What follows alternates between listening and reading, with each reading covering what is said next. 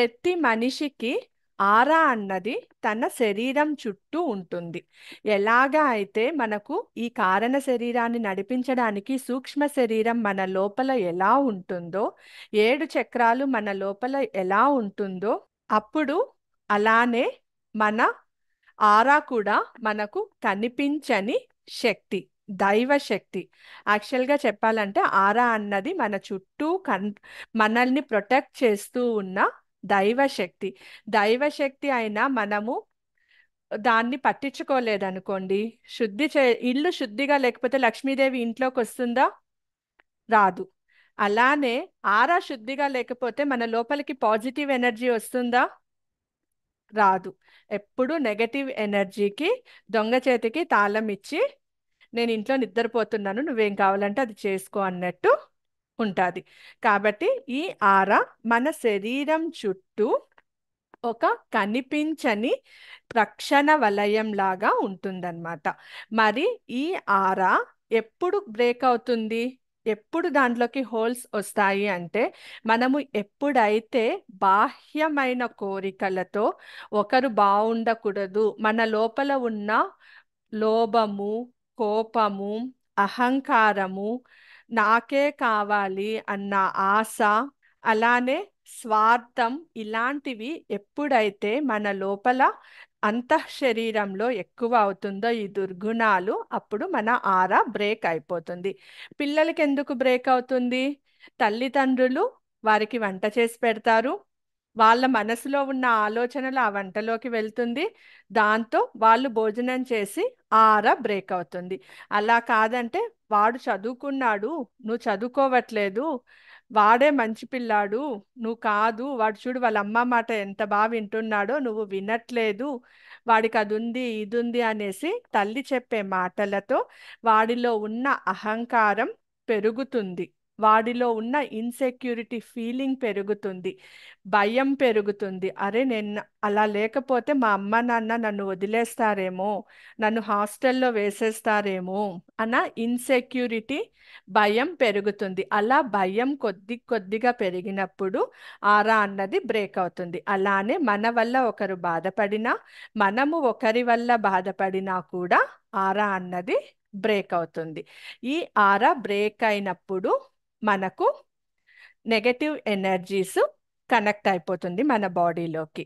ఆరా అన్నది ఒక మ్యాగ్నెటిక్ అయస్కాంత వలయం, మన చుట్టూ ఉన్న ఒక అయస్కాంత వలయం. అయస్కాంతం ఏం చేస్తుంది? మీరు ఎక్కడ పడేసినా ఎంత దూరంలో ఉన్న ఇనుమునన్నా లాగేస్తుంది. అలానే ఆరా కూడా మన చుట్టూ, మనకు కనిపిస్తున్నది మనము, మన చుట్టూ నడుస్తున్న ప్రజలు మాత్రమే. మనకు తెలియని శక్తులు మన చుట్టూ చాలా తిరుగుతూ ఉంటుంది, సూక్ష్మ శరీర రూపంలో తిరుగుతుంది. అది మంచి ఆత్మలు, ప్రేతాత్మలు, దైవశక్తి, చెడు శక్తి, భూతశక్తి, అన్ని శక్తులు మన చుట్టూ తిరుగుతూనే ఉంటుంది.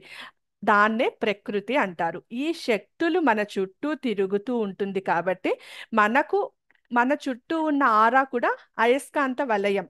ఆ అయస్కాంతం ఏం చేస్తుంది? అవి రిలీజ్ చేస్తున్న శక్తులని ఆకర్షిస్తుంది. ఆకర్షించినప్పుడు ఆరా వీక్గా ఉంది అనంటే నెగటివ్ శక్తులని ఎక్కువ ఆకర్షిస్తుంది. ఎందుకంటే మనిషికి మంచి కన్నా చెడే తొందరగా బుర్రలోకి ఎక్కుతుంది కాబట్టి మన శరీరము, మన ఆత్మ కూడా, ఆ ఆరా కూడా ఆ నెగటివ్ ఎనర్జీని ఫస్ట్ గ్రాస్ప్ చేస్తుంది అనమాట. ఇలా ఆ నెగటివ్ ఎనర్జీ మన శరీరంలోకి వచ్చిందంటే ముందు ఇంట్లో గొడవలు స్టార్ట్ అవుతుంది, మనస్పర్ధలు స్టార్ట్ అవుతుంది, భార్యాభర్తల మధ్యన వివాదాలు స్టార్ట్ అవుతుంది. చిన్న విషయం, అసలు విషయమే ఉండదు కానీ వివాదాలు పడుతూ ఉంటారు. అండ్ పిల్లలు మాట వినకుండా పోవడం, ఇంట్లో మనశ్శాంతి లేకుండా అశాంతి నెలకొలవడం, అండ్ వ్యాపారం సరిగా జరగకపోవడం, తల్లి బిడ్డలతో మాట్లాడకపోవడం, బిడ్డలు తల్లితో మాట్లాడకపోవడం, వ్యాపారం అనుకున్న రీతిలో జరగకుండా పోవడం, ఒక కష్టం తీరగానే ఇంకో కష్టం వెనకాల క్యూ కట్టుకొని లైన్లో ఉన్నట్టు వెనకాలకి మళ్ళీ రావడం, ఉద్యోగాలు పోవడం, ఉద్యోగాలు చేస్తున్న ప్లేస్లో మనకు మంచి మర్యాద లేకుండా పోవడం, మనల్ని చూసి 10 మంది వెక్కిలిగా నవ్వడం, ఇలా ఇలాంటి సమస్యలన్నీ మనము ఎదుర్కోవాల్సి వస్తుంది. సో ఇలా పా అయస్కాంత శక్తి మన చుట్టూ ఉన్న పాజిటివ్ ఎనర్జీని స్వీకరిస్తుంది, నెగటివ్ ఎనర్జీని కూడా స్వీకరిస్తుంది. నెగటివ్ ఎనర్జీ స్వీకరించడం వల్ల మనకి ఎటువంటి కష్టాలు వస్తుంది, మనం ఎటువంటి ఇబ్బందులు పడాలి అన్నది నేర్చుకున్నాం. ఈ ఆరా అన్నది మనలో ఉన్న ఏ చక్రాకి కనెక్ట్ అయి ఉంటుంది? మనలో ఉన్న హృదయ చక్రం, అనాహత చక్రానికి, గుండె దగ్గర ఉన్న, మనసు దగ్గర ఉన్న చక్రానికి ఈ ఆరా కనెక్ట్ అయి ఉంటుంది. ఎప్పుడైతే మనకు నచ్చిన వాళ్ళు మన ముందు కనిపిస్తారో అప్పుడు ఆ హృదయ చక్రం విచ్చుకొని వారి దగ్గర నుంచి మంచి శక్తిని, పాజిటివ్ ఎనర్జీస్ని స్వీకరిస్తుంది. అదే మనకు నచ్చని వాళ్ళు వచ్చారనుకోండి, ఆ చక్రం మూత పడిపోయి, అబ్బా వీళ్ళు ఎందుకు వచ్చారు, వీళ్ళకి ఇప్పుడు నేను వండి పెట్టాలా, వీళ్ళకి ఇప్పుడు నేను చేసి పెట్టాలా, ఇవన్నీ నేను చెయ్యాలా అనేసి మనకు తెలియకుండానే మనము నెగటివ్ వైబ్రేషన్స్ని మన మైండ్కి పాస్ చేస్తున్నాం. సైన్స్ పరంగా తీసుకున్నాం అనుకోండి, మనకు సంతోషం వచ్చినా ఒక గ్యాస్ రిలీజ్ అవుతుంది, అలానే దుఃఖం వచ్చిన ఒక విధమైన గ్యాస్ రిలీజ్ అవుతుంది. దుఃఖం వచ్చినప్పుడు రిలీజ్ అయ్యే గ్యాస్ వల్ల అది మన కింద చక్రాలైన మణిపూరక చక్రము, స్వాదిష్టాన చక్రము, మూలాధార చక్రానికి వెళ్ళి స్వాదిష్టాన చక్రం పైన ఎక్కువ ప్రభావం చూపిస్తుంది. స్వాదిష్టాన చక్రమే కదా బంధాలకు శక్తినిచ్చేది, బంధాలను మంచిగా పెట్టుకోవడానికి, రిలేషన్షిప్ వాల్యూస్ని మనకు చెప్పించేది, ఎమోషన్స్ని గురించి మాట్లాడేది స్వాదిష్టాన చక్రమే కదా. మరి ఆ స్వాదిష్టాన చక్రానికి ఇబ్బందులు స్టార్ట్ చేస్తుందన్నమాట. ఆ స్వాదిష్టాన చక్రానికి కనెక్ట్ అయి ఉన్న శరీర అవయవాలేంటి? కిడ్నీలు, ఉదరము, ఈ పక్క ఉన్న లివరు, ఇవన్నీ స్వాదిష్టాన చక్రానికి కనెక్ట్ అయింటుంది. అందుకే అప్పుడే మనకు తెలియకుండానే ఆ శరీర సంబంధిత అవయవాలకు ఆ దాంట్లో నుంచి రిలీజ్ అవుతున్న గ్యాస్ వల్ల కష్టాలన్నవి స్టార్ట్ అవుతుంది, ఆరోగ్య సమస్యలు స్టార్ట్ అవుతుంది. అలానే మరి పైన ఉన్న 3 చక్రాలకు కూడా ఆ రిలీజ్ అయిన గ్యాస్ మూవ్ అవుతుంది కదా, అవి ఏం చేస్తుంది? మనలో ఉన్న క్రియేటివ్ పవర్ని పక్కకు పడేస్తుంది. విశుద్ధి చక్రం మనం మాట్లాడే ప్రతి మాటలోనూ చెడుని మాత్రమే బయట పంపిస్తుంది, ఇతరులను బాధ పెట్టడానికి మాత్రమే మాట బయట వస్తుంది.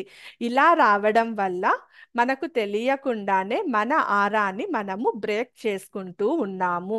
ఇలా చేయడం వల్ల మన ఆత్మకు సంరక్షణ ఉండదు, ఆత్మశక్తిని కోల్పోతాము. ఎవరైతే ఆ ఆత్మశక్తి నిబ్బరంగా మంచిగా పెట్టుకొని ఉంటారో వారికి అత్యున్నతమైన ఆత్మ, పుణ్య ఆత్మలాగా ఆత్మశక్తి పెంపొందిస్తూ ఉంటారనమాట. అలాంటి వారే మంచిని చేయడానికి కానీ, 10 మందికి మంచి చేయడానికి కానీ వారి శక్తిని ఉపయోగిస్తారు. ఇప్పుడు మనమందరం కూడా 10 మందికి మంచి చెయ్యాలా వద్దా? అవునా కదా చెప్పండి, మెసేజ్లో పెట్టండి. ఎస్సా నోనా అని మెసేజ్లో పెట్టండి. చెయ్యాలనుకుంటున్నారా లేదా? చెయ్యాలి కదా. మనము 10 మందికి మంచి చెయ్యాలంటే మన ఆరా శుద్ధిగా ఉండాలా? మరి ఆరాని ఎలా శుద్ధి చేసుకోవాలో నేర్చుకుందామా? ఆరాని శుద్ధి చేసుకోవాలి అంటే మనకు శక్తి యూనివర్స్ నుంచి మన శరీర భాగాల్లో ప్రతి భాగంలోనూ శక్తి అన్నది జనరేట్ అవుతుంది.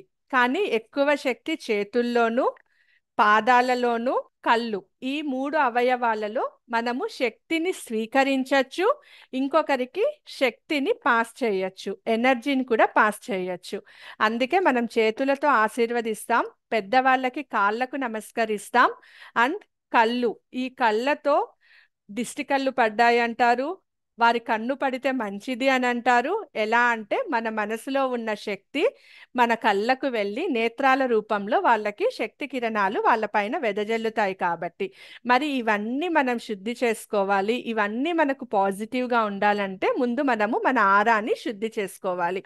ఆరాని శుద్ధి చేయడం అంటే ఇది మనకు కనిపించని శక్తి కదా, ఆరా అన్నది మన చుట్టూ కనిపించని వలయం కదా.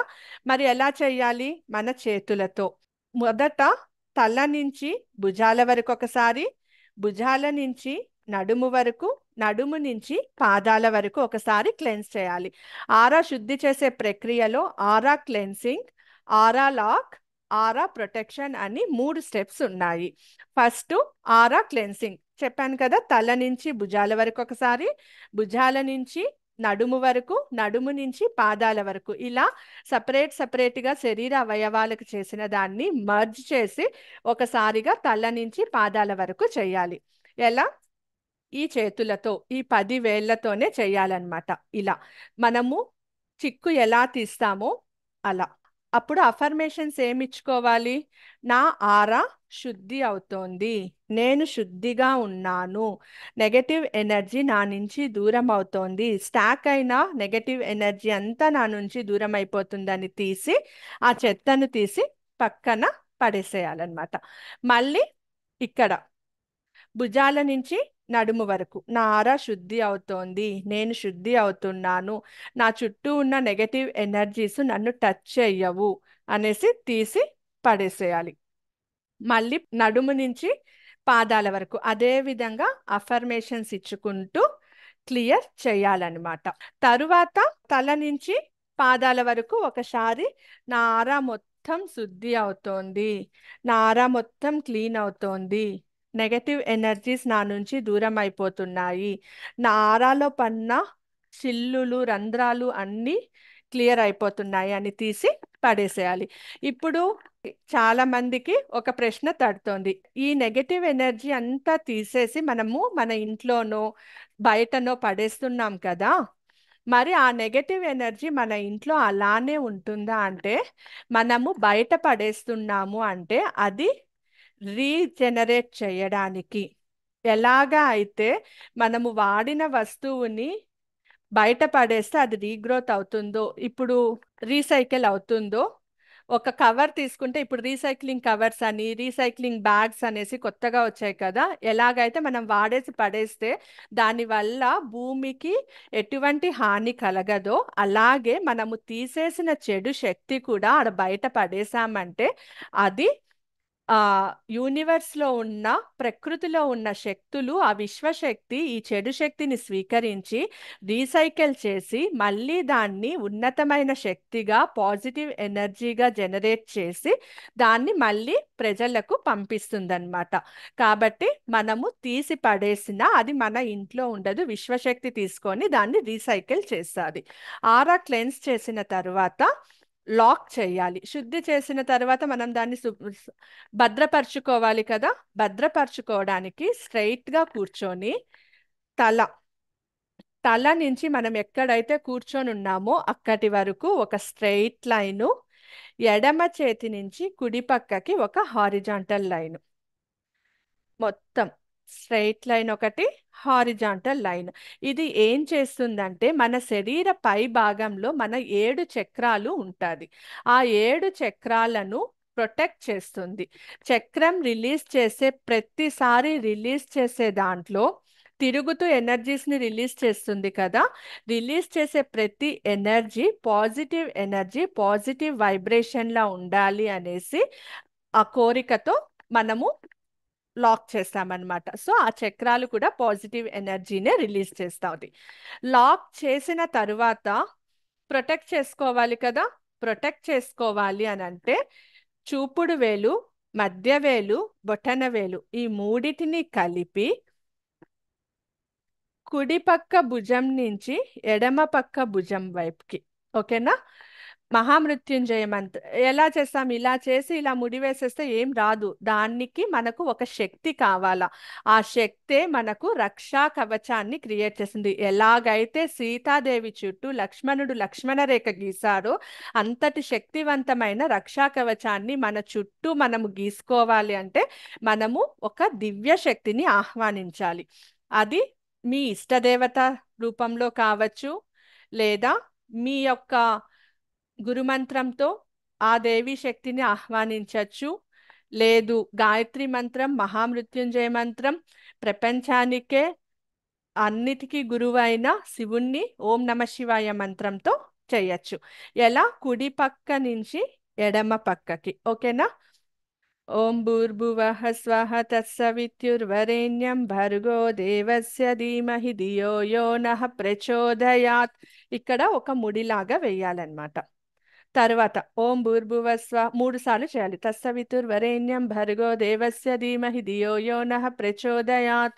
ఓం భూర్భువః స్వః తస్సవితుర్వరేణ్యం భర్గో దేవస్య ధీమహి ధియో యో నః ప్రచోదయాత్. చేసిన తరువాత ఒక 2 సెకండ్ల నుంచి 5 సెకండ్ల వరకు అలానే కళ్ళు మూసుకొని మీరు ఏ శక్తినైతే ఆహ్వానించారో ఆ శక్తి మీకు ప్రొటెక్షన్ లేయర్ని క్రియేట్ చేసింది అని భావించండి. ఒక రక్షావలయం లాగా, ఒక గోల్డెన్ కలర్ లైట్ లేకపోతే బబుల్ లాగా, ఒక ప్రొటెక్షన్ లేయర్ లాగా మీరు అందులో ఉన్నారు అని భావించుకోవాలి. ఇది 3 steps: aura cleansing, lock and protection. మరి ఈ 3 చేసిన తరువాత కూడా మనకు ఆలోచనలు ఎక్కువ ఉంటాయన్నమాట. తెలియని ఆలోచనలు, ఏదేదో ఆలోచనలు వస్తుంటుంది. ఒక విషయం, ఒక పాయింట్ పైన 10 పాయింట్స్ రాస్తాం మనం వెనకాల. ఫ్యూచర్ గురించి ఆలోచించి ప్రెజెంట్లో బాధపడతాం. పాస్ట్లో ఎవరో ఏదో చేశారని ఈరోజు బాధపడతాం. 10 సంవత్సరాల ముందో లేకపోతే మీరు చిన్న వయసులో ఉండేటప్పుడు ఏదో జరిగింది అనేసి ఈరోజు బాధపడతారు. లేదా ఇవాళది ఏమన్నా ఇవాళ చూస్తారా అంటే ఫ్యూచర్ జనరేషన్లో ఏమైందో తెలుసుకోవడానికి బాధపడతారు. సో ఈ ఆలోచనలు అంతా పోవాలి అంటే ఎడమ చేతిని ఇలా పెట్టి మన కుడి చేత్తో మన తలపైన ఉన్న ఆలోచనలన్నీ క్లియర్ అవుతోంది, ఆ నెగటివ్ థాట్స్ క్వశ్చన్స్ అన్నీ క్లియర్ అవుతోంది అని తీసి పక్కకు పడేసేయాలి. మళ్ళీ ఎడమ చేత్తో అలానే తీసి పక్కకు పడేసేయాలి. ఇది ప్రతిరోజు ఉదయం నిద్ర లేచినప్పటి నుంచి చేయాలన్నమాట. నిద్ర లేస్తూనే aura cleansing, lock, protection, remove the negative thoughts. తరువాత అప్పటి నుంచి ప్రతి 2 గంటలకు ఒక్కసారి చేస్తూనే ఉండాలి. ఎప్పటికీ నిద్రపోయే ముందు వరకు మనము చేస్తూనే ఉండాలి. అప్పుడే మనకు నెగటివ్ ఎనర్జీస్ బై మిస్టేక్ మనం ఒకరిని ఒక మాట అన్నా కూడా ఆ నెగటివ్ ఎనర్జీస్కి క్షమాపణ చెప్పి, నేను వారిని అనుకోకుండా ఒక మాట అనేసాను, నన్ను క్షమించండి అనేసి క్షమాపణ చెప్పి మళ్ళీ మనము ఆ తప్పు రేపు చేయకూడదు. ఇవాళ చేసిన తప్పు అది తప్పు అని మనకు తెలిసిన తరువాత రేపు మళ్ళీ చేస్తామా? చెయ్యొచ్చా? మెసేజ్లో పెట్టండి, చెయ్యొచ్చా చెయ్యకూడదా, మీరు చేస్తారా చెయ్యరా అని. ప్రతిరోజు ఎన్నిసార్లు చెయ్యాలి అంటే రోజు ప్రారంభమైనప్పటి నుంచి, అంటే మీరు 11కి 12కి మధ్యాహ్నం 1 గంటకి లేస్తే కాదు రోజు ప్రారంభమయ్యేది. రోజు ప్రారంభమయ్యేది ప్రాతకాలంలో, ఉదయము. ఓకేనా? అప్పుడు 5 గంటల నుంచి ప్రతి 2 గంటలకు ఒక్కసారి మీరు ఆరాని క్లెన్స్ చేసి లాక్ చేసి ప్రొటెక్ట్ చేయాలి. ఇది చేయడానికి జస్ట్ 2 మినిట్స్ పడుతుంది. మీరు వాష్రూమ్, ఆఫీసుల్లో వర్క్ చేసే వాళ్ళైతే వాష్రూమ్కి వెళ్ళి చేసుకోవచ్చు, లేదా మనసులో కూడా అనుకొని చేసుకోవచ్చు. ఇది మీకు మీరే కాకుండా మీరు మీ ఎదుటి వారికి కూడా చేయొచ్చు. మీ ఇంట్లో వారికి, మీ మీ భర్తకి లేదా భార్యకి, పిల్లలకి, తల్లి తండ్రికి, ఆ, మీరు ఉద్యోగం చేస్తున్న స్థలానికి, మీ ఇంటికి, మీ యొక్క షాప్కి, మీ యొక్క వెహికల్స్కి కూడా చెయ్యొచ్చు. ఎలా చేయొచ్చు ఇతరులకి? కళ్ళు మూసుకొని ఆ ఎదుటి మనిషి మీ ముందర ఉన్నారు అని భావించి కళ్ళు మూసుకొని తినకి నేను ఆరా క్లెన్స్ చేస్తున్నాను, లాక్ చేస్తున్నాను, అమ్మవారి శక్తితో ప్రొటెక్ట్ చేస్తున్నాను అని, తన నెగటివ్ థాట్స్ తీసేస్తున్నాను అని తీసి పడేసేయాలి. ఇలా వెహికల్స్కి కూడా చేసుకోవచ్చు. ఇలా చేయడం వల్ల ఆగిపోయిన పనులు కూడా ముందుకి సాగుతుంది. ఓకేనా? అందరూ చేస్తారా ఇవాళ? ఇవాళ నుంచి పాత వాళ్ళు ఆల్రెడీ చేసి చాలా మంచి విషయాలు, చాలా విషయాలు నేర్చుకున్నారు. అండ్ అట్రాక్షన్ పవర్ కూడా పెరిగింది వాళ్ళకి.